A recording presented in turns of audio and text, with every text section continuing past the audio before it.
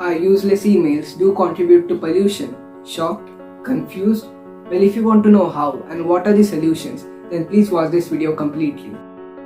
Earlier, there were written mails, postal cards. Written mails were pollutive and lots of resources were used. And so, when the technology advanced and emails came into existence, everyone thought this was the eco-friendly way.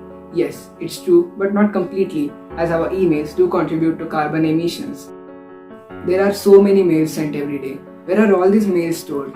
On servers, in data centers. These data servers require a lot of electricity, and even today, in most parts of the world, this electricity is generated through fossil fuels. So indirectly, our emails do contribute to carbon emissions. Obviously, when compared to written mails, emails use just 1.7% of the resources. But just think, we do send a lot more emails, right? According to studies, one spam email generates around 0.3 grams of carbon dioxide. A standard email generates around 4 grams of carbon dioxide, and those emails with long and tiresome attachments generate around 50 grams of carbon dioxide. Still, this number sounds small, right? Now here's the shocking part. On an average, at least 60 billion spam mails are sent in one single day. Now you calculate and think about the carbon emissions.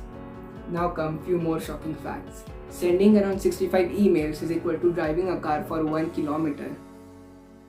If each British adult will stop sending a thank you email, we can stop the generation of around 16,000 tons of carbon dioxide per year, which equals to 81,000 flights from London to Madrid. The carbon footprint generated by spams sent all around the globe annually is approximately equivalent to greenhouse gases by 3.1 million cars using 2 billion gallons of gasoline. But what are the solutions?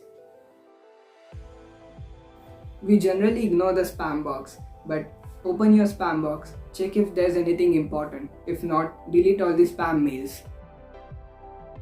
Check your inbox. There are so many mails which you don't even require and are useless. Delete them.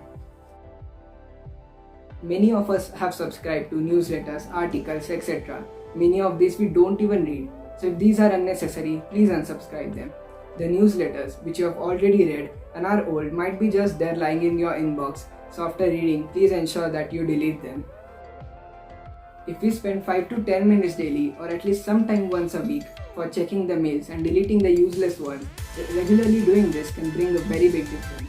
Few months ago, I mentioned about the green search engine Ecosia and now about deleting emails.